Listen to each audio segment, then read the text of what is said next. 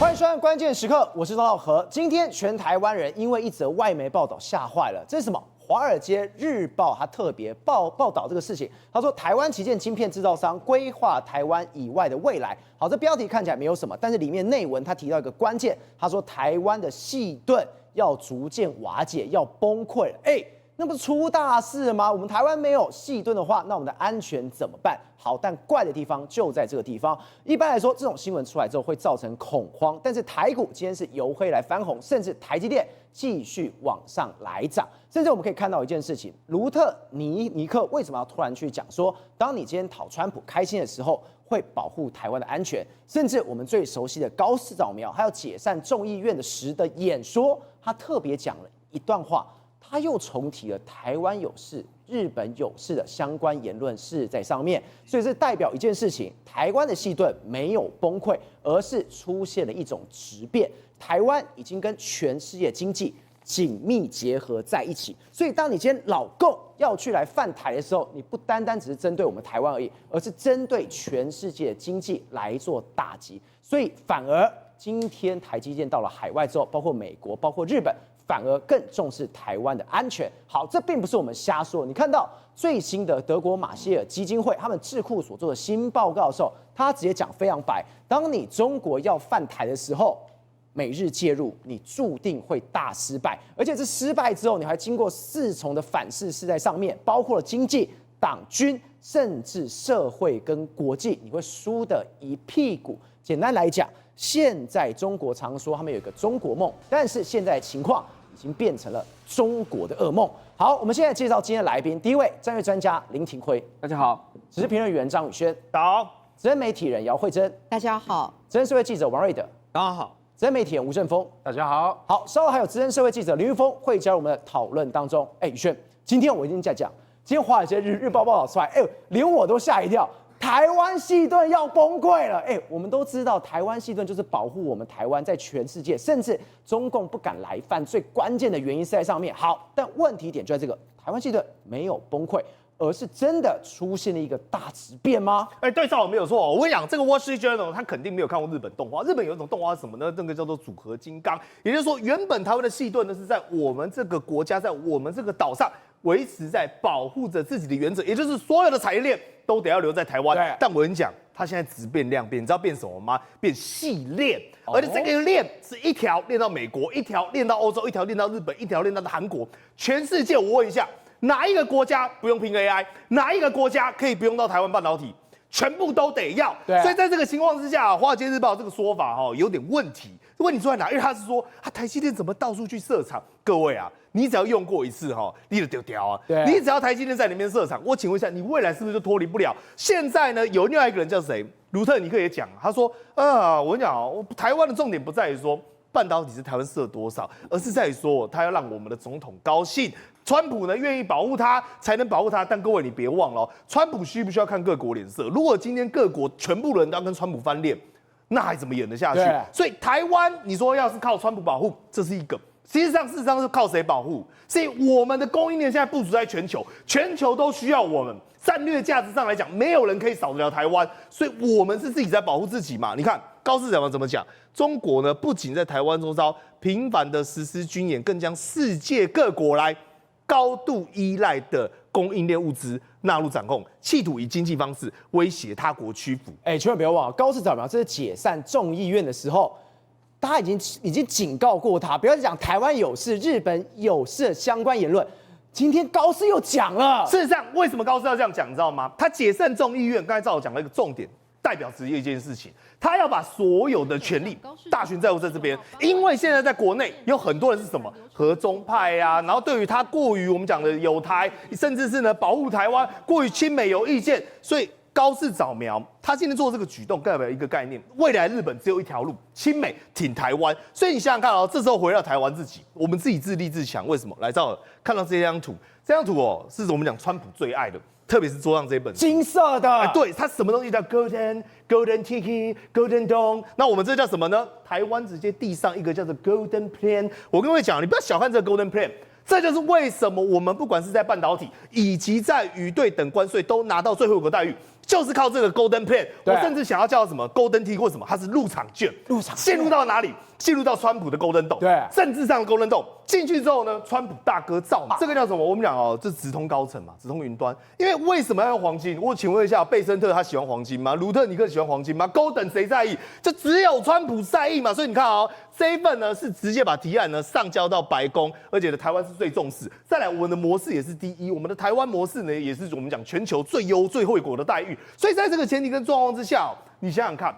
代表说台湾之于美国的一个重要性，但现在哦，台积电它不会只满足于说我就是把这个东西哦寄望在台湾或者寄望在美国之后就好了。来照了，你知道他们最近的全球布局哦，现在大家开始在讨论什么呢？包括德国，以及包括阿联酋，对，还有呢在台湾最先进的制程，甚至是连日本哈，他们都在讨论到一件事情，他要把所有的触角分散到全球去。对，那为什么要去分散到全球去呢？比如说我举一个概念，德国这边呢它有什么？它是不是那边有相关的汽车工业？而且包括像意大利，我们昨天特别提到它有什么意法半导体，它有一系列的，等于说我的客户在这边。我就在地在那边生产。阿联酋是不是之前包括我们讲的这些中东国家一直提到他们需要算力、需要 AI， 那我就直接把这个放在战地生产，等于是什么呢？他把这个普及化。但我知道你一定会讲说啊，这个分散之后，是不是代表台湾呢最接近我们讲最精锐的、最先进的制程就会被分散稀释掉了？不对，我问你，如果说日本变得是全部倚重在台积电的这个晶片，阿联酋也倚重在台积电的晶片，甚至连欧洲国家，那你今天中国只要越过雷丝一步。它是不是所有国家都一呼百应？再第二件事情，为什么要这样做？因为台积电一直以来都有一个概念，就是我的厂商、我的客户在哪里，我就投资在哪里。所以你看 ，NVIDIA 跟 Apple， 这是他所谓的位在美国的计划。然后你看啊，阿联酋这边是不是也是因为它有这样的需求？日本设新厂，德国晶圆厂，所以你把这些整个我们讲林林总总的框列起来之后，当然很多人会讲说这是因为有地缘政治的因素，台积电需要我们讲的降风险，但实际上这等于是说台积电它透过这种方式另类的把这个细盾，如同我们一开始讲的嘛，变成什么？变成是细链去往整个全球去了嘛？宇轩，你刚刚有提到一个最关键的东西，现在最关键的东西就在台湾这里，最先进的东西就在这边。那大家想说啊，那如果今天移到国外去，那不就出大事吧？没有，你看到这是威斯康当西大学的麦迪逊分校的负责人，叫做马特，他是怎么说？他说，但如果要达到能够真正吸收台湾遭受重大冲击而不引发全球严重短缺的程度，那恐怕要等到本世纪中叶或更晚。等于什么？你要到2050年，在2050年后面，那根本没有办法追上的东西的。对，搞不好习近平倒台，然后除非他长命100岁，活到150岁啊，搞不好他还等不到台湾我们那一天。但是呢，我跟你讲，这个东西它有一个问题，你知道有什么问题吗？他是不是讲说2050年的时候呢，全球的产能自给自足，对不对？那我请问一下，到时候的 headquarter 会设在哪里？核心总部会在哪里？台湾，它不是在台湾。你跟我讲说，台湾如果真的被打，其他地方的股，我们讲就没事了吗？那这些我们讲基金投资台积电的都没事了吗？不可能。所以呢，你设的越多，对我来讲反而越安全。那这时候呢，大家就不禁讨论到说，为什么习近平对他到底亲台的可能性到底有多高？对，现在也讲说，其实它有4重阻碍。你知道哪4重吗？包括你说从经济。党军，也就是他内部的这些势力，以及他的社会，以及他的国际，恐怕都有很大的阻碍。赵尔，你知道为什么吗？因为理由很简单，今天你要打台湾它只有2种打法。第一种打法就是说我恶心你、骚扰你，那你知道恶心骚扰台湾的下场会是什么吗？美国是不是会介入？对，美国介入之后呢，中共呢，他只能摸摸鼻子，最后呢，悻然走。除非是第2种可能，也就是他大规模的进军。大规模的进军呢，就是说整个要夺岛夺人，对，直接进行我们讲斩首，全方面的毁灭。他甚至什么，连关岛的美军他照轰，所以你知道直接打的，你知道得罪谁吗？日本要不要打？打。菲律宾要不要打？打。韩国搞不好都要打。对啊，如果李在明还在的话，来我们讲包括美国，他全部都要得罪。但一得罪之后，你说那到底为什么被制裁？我跟你讲嘛，第一个嘛，经济嘛。经济，请问一下，全球会不会对中国进行包括贸易上的制裁、关税上的制裁？再来第2个。过去习近平一直不断要把人民币本位呢拉高，人民币会不会全方面的崩盘？中国的内需，包括内部因为经济所带来的内乱，会不会导致他党政军以及社会上的一个反扑？还有面对国际的压力，我跟你讲，只要他打不赢，就算呢他打到一半，基本上胜率非常低。对，所以对于习近平而言这4大要素变成就是说，他要打台湾所付出来的代价。来，你仔细看这个吴志远直接讲法嘛。动用武力导致解放军伤亡，对中国领导来说充满风险，可能呢不仅会危害台湾，还会什么？还会危害他们自己。与此同时，聚焦中国的这个专家都跟你讲说，中国的经济军事呢，在一场两岸冲突中会怎样？直接遭受重创。再来就是社会动荡，对，而且这个国际成本，这是另外一个专家，美国与亚洲战略的 Cooper 说，代价呢，领导人根本没办法轻，会让他倒退几十年。所以宇轩，你刚刚讲，其实有个关键就在这个地方。我们刚刚讲，台积电在各个地方都已经在设厂，包括德国，包括阿联酋，包括美国，包括日本。今天这份外交政策，德国马歇尔的智库报告出来，他告诉我们一件事情：今天这件事情对于全世界来讲，今天中国去弄台湾，不单单已经是台湾事。你中国弄台湾等于什么？你弄到我身上来了，全世界经济都会受大影响的。所以当今天美日进来的时候，你中国4大反噬，你真的完蛋了。对，他讲了一个很好笑的，我们讲很有趣的一个重点是什么呢？也就是你中国根本打不起，你要打这一场战争，你付出的代价太多。再来第二件事情，你中国已经没有办法单独打台湾了，你要打台湾，你就要经过日本、经过韩国，而且这些国家越来越多，包括可能澳大利亚也会来支援，现在欧洲、英国也会来支援。为什么？你看到的是军演、大家联合演练，但实际上我们的晶片半导体已经把这些人串起越来越紧，全部都抓起来了。对，那最紧的是谁？最靠近我们是谁？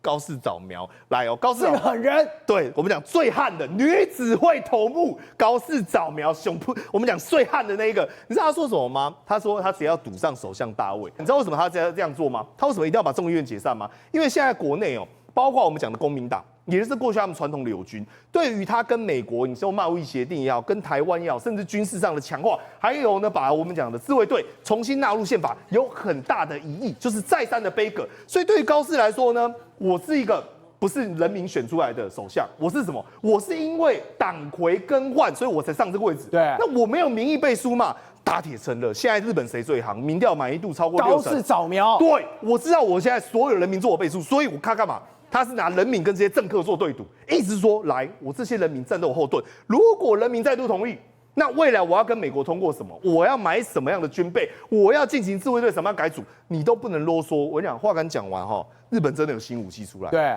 这个吓坏我了。来，照这个叫 SSM， 你知道这是什么吗？我之前跟你说哈，日本是不是过去传统有这种12式的飞弹？那12式的飞弹厉害在哪里？它大概可以打300到500公里。来，这是新形态的哈，来，它可以打多少？你知道吗？1000公里，1000公里。对，然后我再跟你讲它第二个厉害的，你知道它可以放在哪里吗？P1，也就是说空中的我们讲飞机，它也可以放；舰载它也可以放；地面它也可以放。换言之，3军都可以用这一枚打1000的。那再来，我再跟各位讲它第3个厉害，你知道是什么吗？它的机头哈，我们讲一般的飞弹，对不对？知道它是可以更换的。对，也就是它今天可以更换什么呢？我可以对舰艇的。它比较像是这种海豚造型，对，我也可以干嘛呢？我可以打地面的，然后我也可以干嘛呢？我也可以呢，我们讲进行任何的改组，它总共有4到5种弹头，而且它是隐形的，因为它的进气口是属于 S 型的，所以这个也是隐形的。我们讲导弹，到目前为止呢，一切都我们讲非常神秘。再来，为什么我们现在一直给你看这个画面？你知道吗？你有没有发现到它一直在旋转？你知道它在躲什么吗？它在躲飞弹，躲它的那种拦截弹。对，它可以，它针对因为中国它有所谓的舰载，我们讲的船上的那种膛炮、链炮。那链炮是什么呢？哒哒哒哒哒哒哒，对。然后它是用G型的，这是最新型的。一般人都以为是 S 型哦，不是，它用G型的方式。所以它是干嘛？它是滚筒式的这样转，而且什么？还被人形容什么？螺旋式。对，而且它不是说一开始发上去开始螺旋哦，它是到最后一刻的时候。给你搞一个螺旋，我让你没办法打到我的。而且你知道它厉害，它可怕的是什么吗？我们刚才讲到这是最后，就是说我今天靠近舰载机，你发现我的时候呢，然后你已经没有任何拦阻的效果，所以你只能用这种我们讲类似机炮或者是链炮来对着我射嘛，然后我会围绕着你的那个枪线，然后开始在那边左摇右闪。所以在这个情况下，你自己想想看，日本它本来因为以前是因为自卫队我们讲相关的法令关系被束缚住，而如今如果这个紧箍咒如同台湾。如同美国把这个紧箍咒一旦打开，而形成一个强而有力的结盟，恐怕会让中国不敢越过雷池一步。惠珍，我们只能说看日本人现在的态度跟风向，看一个人就完完全知道，滨崎步，他根本就是日本人现在所以我们知道滨崎步之前在中国非常的委屈，他一直忍耐，结果没想到他昨天整个牙起来了。他连发了好多篇的文章，就里面让大家觉得，最 shock 是什么？他竟然提到一个关键，他说软弱到此为止，要尝到血味的世界，太凶了吧？是，哎，我们这个福冈妹如果不发威的话，被你当病猫啊！其实他那时候是屯论哦，结果现在满血复活，直接在那个社群软体上说，这种虚弱的状态应该要停止了，准备回到那一些可以尝到血腥味的世界了。血腥味的世界。要开战的那种感觉。当然啦，他当然一个艺人，你不会说他的讲话就代表中日要开战。可是这代表什么意思？这代表除了他的一个歌迷支持他，认为真的被人家中国欺负糟蹋之外，这也代表着日本里面的一些，包括他的一个观众支持者，还有包括这些在过去这一段时间以来。本来认为政治归政治，音乐归音乐，这些人也吞论够了，我们拒绝了。所以呢，你看哦，他这个在这个社群里面，他写什么？我本来是没有意思要去谈论什么谎言、什么原因，为什么事情会变成这样，因为我也不知道。我所知道的只是非常真诚的内心感受，跟我所见到一件事，什么？那就是在现场每一个人，没有任何一个人愿意放弃舞台。你真的觉得这一段只是单纯的彩排吗？所以代表什么意思？他反击了，大反击了。是，就算你不准让我演出，就算你不给我舞台，就算你不准我正式登台，我们没有放弃过。哇！就是把日本武士道的那种精神，你知道吗？我宁愿在场上，这个做完一场非常完美的演练，即使没有观众，我也要站到最后一刻，我也要奋力到最后一刻。所以呢，他现在把这个影片给剖出来，你知道，事实上他还有私下喊话，他喊话什么？所有亚洲的观众们，回到我们日本，回到我们的主场地，来到我们日本，没有人会敢喊咖，所以人家就觉得说你这个枪杀的意味很重啊。不是，我们刚刚讲，滨崎步就是日本的缩影，那是什么？中国讨人厌，所以你看到高市长们为什么敢把众议院直接解散掉？他还说我要赌上我的政治生涯，只要你们认可我，就投我。高市也是经过很大的算计哦，你看到他的民调。75.9，他根本众院他是要拼单独过半的，是因为现在整个众议院里面465席里面啊，自民党事实上只有大概不到230席，它是要加上另外一个维新会加起来才233席，233席代表什么意思？你只要掉一席，你就没有过半，所以现在高市长苗名气可用啊，猜他拼什么？我就是赌上我这个位置，我拼，我解散国会之后，我重选之后，我光我自己的自民党，我就可以单独过半。单独过半那叫什么？完全执政啊！所以他这一个是很呛，你要知道，他现在如果过了，真的让他完全执政，你这一些所谓的那种亲中派的，你其实就没有办法在国会给我作乱了。对，那这些亲中派的现在也要就是他们。对，他最近被网友洗的跟什么一样？对，太夸张了。他们本来叫公民党，本来叫立宪民主党，两个现在还改名，什么时间点你还改名？叫中道改革联合。中道改革联合。日本人火了，你知道吗？很多网友就说中道。中国知道吧？你怎么样？你现在不演了，连名称都给我讲中国知道。你看到这画面，这弹幕超多人在呛瞎的，我快笑死，也太土了吧？怎么样？中国吗？中国知道是给中国人用的政党吗？你们被入侵了啦，你们被借壳上市了啦，你们这边是开玩笑吗？讲得很难听还有说什么这是国中生取的名字吗？然后呢，又来不就是红统之道吗？中国的道也没错啦，你们就是走中国的路，你们就是被看起了，甚至还写大一统联盟，这被屌到红屌个没来去啊！然后人家就心里想说，你想说有这么严重吗？改个名字有这么严重吗？真的有，为什么？因为他们这个亲中党啊，早从我们都知道，中国跟日本是1972年建交的嘛，他那个公民党。1960几年的时候，就给我偷访问日本，然后就中国就是暗度陈仓的，偷来的，对，就暗度陈仓嘛。所以人家心里想说，你们亲中这件事情已经超过半个世纪，从1960几年到现在都要2022几年了，还在给我亲中你们只是越来越台面化，现在直接不演了，给我改名叫中道改革联合。那概快，所以现在就是这样。1月23号正式解散国会之后，是现在目前你有没有看到的这个相关的一个分布情况？对，如果正式解散国会之后，他如果光自民党自己可以过半的话，我跟你讲，这个日本它未来对于跟中国这边的对峙的情况，恐怕会越来越而且这是什么？这是新民调哦，对等于是说他解散之后，大家去问他说，那你未来是会投谁？自民党就34%，他原本跟维新对不对？维新只剩10，国民只剩10。他真的一党独大了。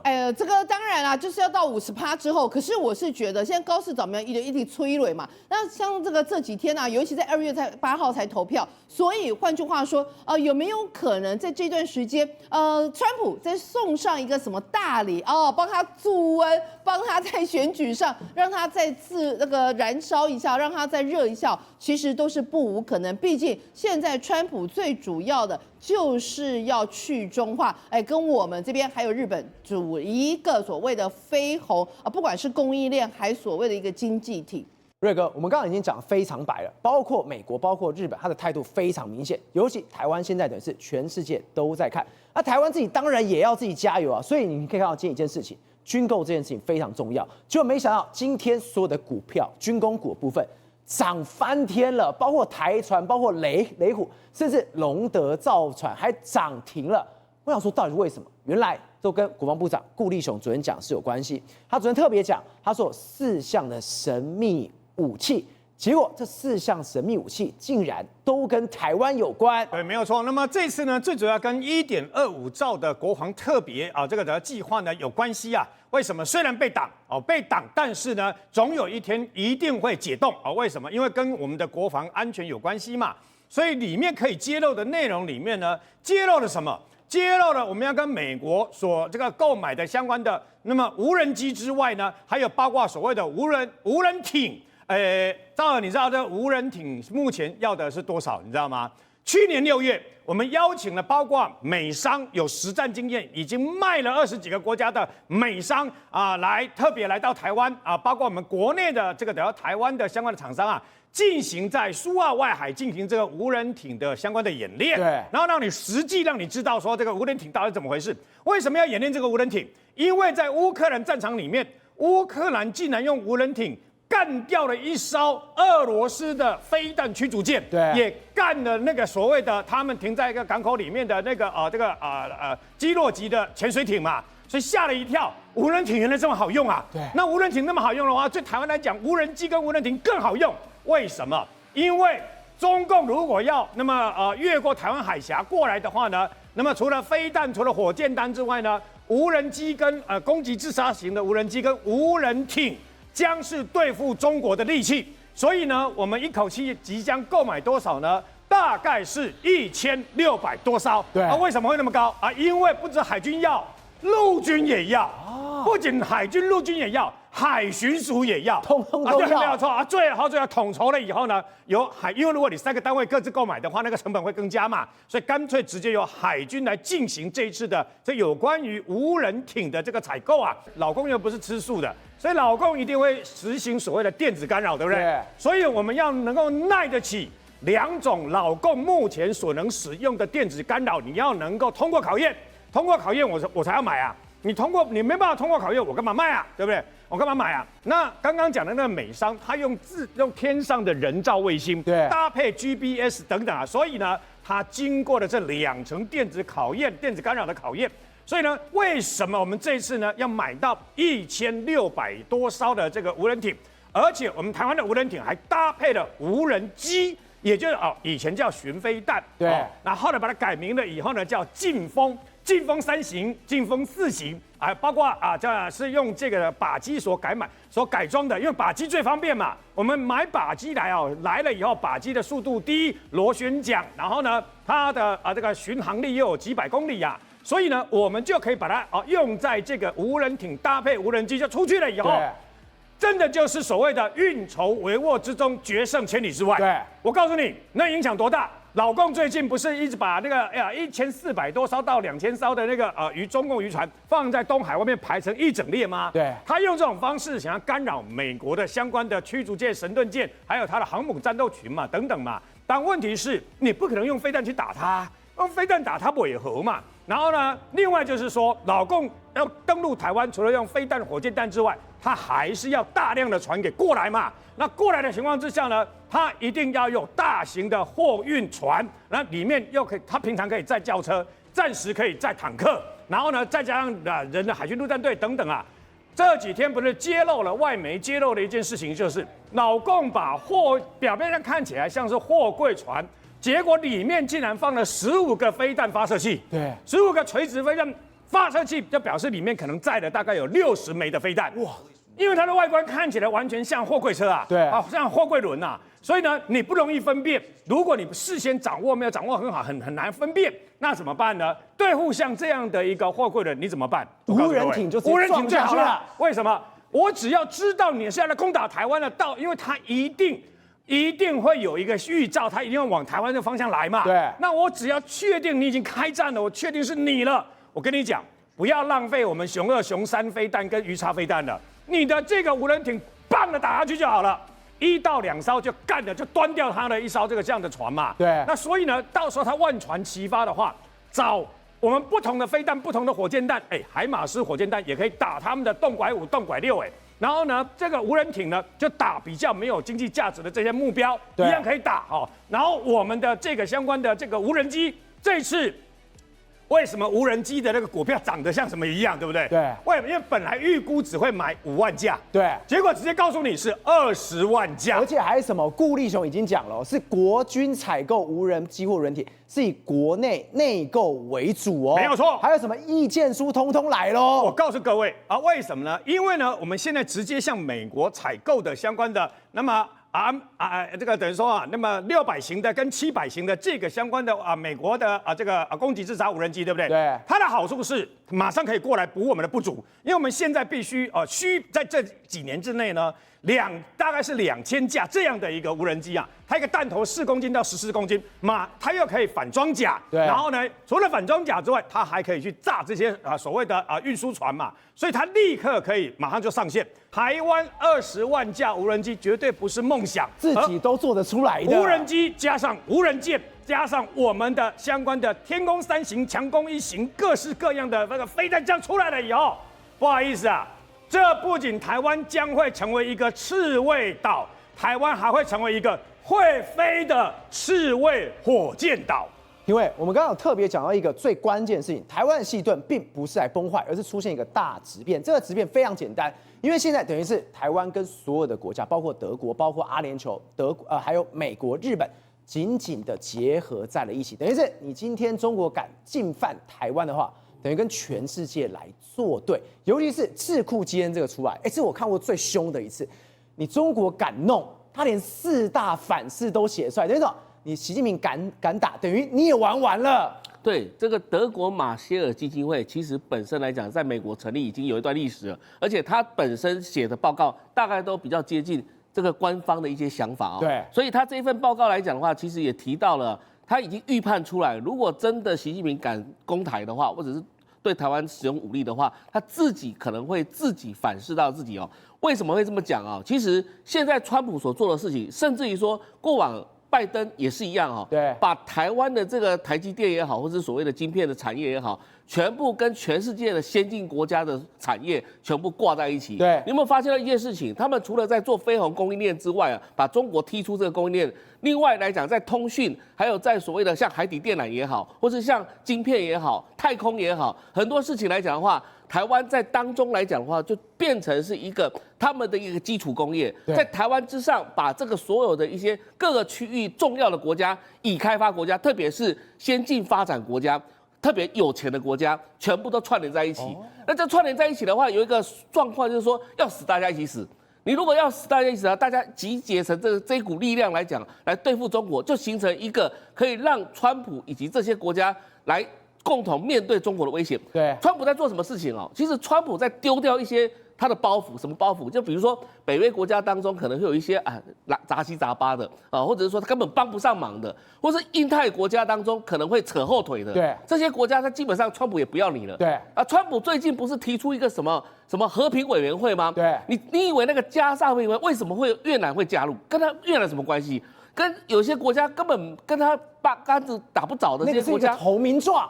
这个概念是什么东西？它就是要把中国踢出去的概念嘛。那这个听说哦，普丁也收到邀请函了，对，说可以加入这个加萨的和平委员会，这说明一件什么事情呢？他在建构一套另外一个新的联盟体系。对，这套联盟体系来讲的话，他已经把旧的联盟体系废弃掉。那当中台湾的角色地位就是以用晶片作为一个诱饵，这个诱饵是引导大家全部都集中到这个地方来。中国他以往自己认为说自己这个模式可能是最恰当的，但是这整个世界来讲的话完全不一样。你看最近我们来看一下这个中配啊，基本上来讲又出事了，这什么事情呢？恩奇为什么出事？因为他直接在中国大陆做直播嘛，然后又被他们公安带走。对，你想想看如果说你是一个爱国的，你是一个就是支持武统台湾的，或是支持什么样的，照道理讲，中国的体制来讲，应该不会让他们，因为什么？中国它是一个非常复杂的社会，它有民族主义，它如果一兴起来的话，你中国官方压得住吗？你可能压不住。恩奇他多可怜，他是直播，他讲说什么？我要让所有台湾人看到我们中国是怎样，结果公安来了，把他支走之后，他现在哭了。太委屈了。是啊，那你觉得他做错什么事情吗？那公安为什么要这样做？他不是帮中国讲话吗？他就是帮中国讲话，帮中国讲话了，结果被中国的公安自己制止。为什么？因为他们会害怕，因为这种言论不断的散播下去之后，中国会应付不了。什么叫中国应付不了？中国政府想要走一段长久的路来跟这个美国来比底气，但是他知道现在如果整个中国社会爆发了，中国社会就马上要求习近平说，你现在就马上去拿台湾。这个这个所谓的基金会，他们所提到的这些反噬措施，马上立即就把中国政府搞垮。所以今天来讲，他们也不敢让这样的言论直接在整个社会当中散布开来。对，这就是中国现在两难的地方。其实中国社会非常非常复杂，所以你可以看到高市早苗的言论，他今天来讲为什么要再次讲的话？因为他知道说这个东西可以获得日本大多数民众的支持，而让高市早苗在2月8号的国会选举当中可以过半。但问题是说，当他讲出这个话，中国受得了吗？中国受不了。如果像恩奇这种要跳出来一直在渲染这种民族主义的这个气氛来讲的话，那中国不用玩了，因为现在他立即就必须要出手。当立即出手的时候，中国就是垮台的时候。宏观取材，厘清真相，犀利精准，深入剖析，时刻掌握关键新闻时事，不漏接。老时段，新气象，我是钟浩和，关键时刻2.0全新出击。